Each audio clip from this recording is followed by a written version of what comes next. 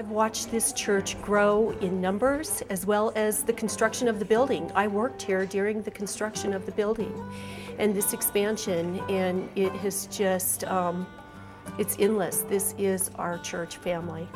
And we've been able to watch a number of people first come to the faith and then turn around on their own and pass it on to others. Wonderful. Great experience with him, wanting to get him involved in the church, and along with just meeting other people in the town here and meeting people in the church. It's great. You know that you've been a part of what God does, and that's awesome. We started in a little office down on Cash Street, a little 900 square foot office, which we stayed in for 6 years. We began worshiping at Davy Jackson Elementary School in 1994 and stayed there until 1997 when we moved to the middle school. The attendance at the middle school then put pressure on us, frankly, to have our own facility that we could use throughout the week. Just meeting on Sunday morning clearly wasn't enough for people. They wanted the opportunity to share their beliefs, share their faith. We literally just outgrew it. The popularity of the church became greater. We searched for property, and we were fortunate to find this piece of property. Beginning in '99, we started building our first phase of construction and moved into this, the south end of our present facility in August of 2000. The day that we were dedicating this property, and we had communion and had the groundbreaking service over here, as we were having communion, there are a pair of bald eagles that live up on High School Butte. And in the midst of communion, those two bald eagles came and did circles around our congregation as we broke that ground. And to me, that's a sign through the creation of God's blessing that this is God's place for us, that this was where God wanted us to be, and that it was going to prosper and flourish under the direction of the Lord.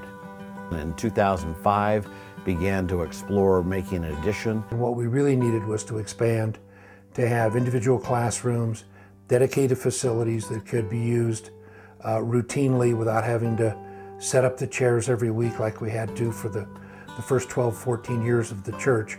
It really provides just a wonderful opportunity for us to redo our worship facility. So we have a sanctuary that's used primarily for worship services, weddings, funerals, and the like, but principally an adult facility. We added a chapel, which has been used principally for our smaller gatherings, smaller meetings, but it's a great place for quiet reflection, worship, etc. In 2007, we added the 17,000 square feet educational area on the north end of the building, and we moved in there in 2008. Wednesdays is a big day, and we have, of course, starting after school, we have a children's program, and we have Bible studies, and we have our evening dinner, and then we have our Wednesday evening worship service. Hi, I'm Deb Keenan. I've been a member here at the Presbyterian Church for years now, and I'm here to give you a backstage look at what happens inside the doors of this church when you and I may not even be around. Did you know that the dedicated volunteers here at the church serve dinner every week to approximately 100 to 200 people? In fact, in the last 2 years, over 14,000 people have been fed thanks to these community dinners. And who comes through the doors? We get a cross-section of the community, from young families who might just want a break from all of the cooking required, to a lonely person who needs a warm meal and a smiling face. Without a doubt, these community dinners are a gathering place for community, for fellowship, and for great food. We really love coming here on a Wednesday night because, well, for one, it's a night off of making dinner and cleaning up at home. And two, we get to see or sit with friends and visit, and it's a great community event. Behind me, more dedicated volunteers are transforming this space with their time and energy from a rec room to a fine dining facility for the community dinner. Jackson Hole being a resort community, the church understands that Sunday may not always be a day of worship that's possible for everyone, but Wednesday night just might be.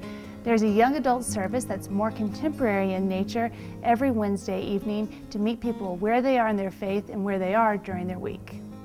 This church is about so much more than just Sunday worship. The life of this church is growing leaps and bounds in the classrooms behind me, from confirmation class for the young adults to women's Bible studies, From the Sunday school offerings to weekly classes from Pastor Ball and Pastor Ben, these rooms offer the opportunity to really dig deep in your faith.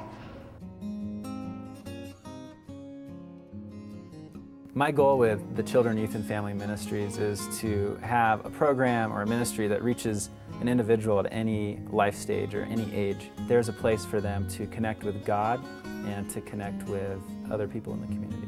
We have a new ministry for parents where we call it date night, where parents can come drop off their kids on a Friday night and go out on a date. Our youth ministry, we focus on our middle school students and our high school students, and we have weekly youth groups where kids come to explore the scriptures, play games, eat dinner, and just have a lot of fun. One of the exciting things our high school ministry is doing this summer is they're going to Guatemala to serve the people down there.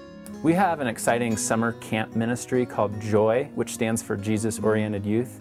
We have about 40 kids who spend the whole entire summer with us for about 10 weeks, exploring the outdoors, growing in their faith, learning about the Bible. Every fall we have a great ministry called Upward Basketball, which is a ministry where kids come to play basketball. And they learn about the skills of basketball, but they also learn about the Bible. If they have an hour practice, they spend 40 minutes practicing basketball and 20 minutes in a devotional. Little Lambs is the only Christian preschool in Teton County. It's a very important part in our ministry to children within the church, but also the greater community. And what's really fun is that these kids, as they get excited about learning these things, about praying before meals or praying at bedtime or learning a little simple song of faith, as they go home and they begin to tell their parents. And it begins to have a ripple effect of faith in the family's lives, not just in the life of the child. What I love about Little Lambs is that Vivian is growing spiritually as well as socially. Vivian is comfortable walking into this church knowing it's her preschool as well as a special place to come to on Sundays. She's come to know Pastor Paul. She loves Pastor Ben, who does chapel time for the preschoolers. When we built the church addition, we spent $4.8 million. We initially raised $3 million to do that and borrowed the rest from the bank.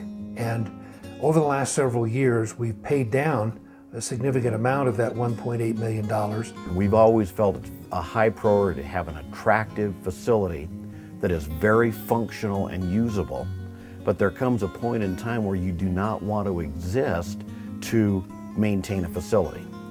You exist to see lives transformed, to worship God, to learn about Jesus and go and make a difference.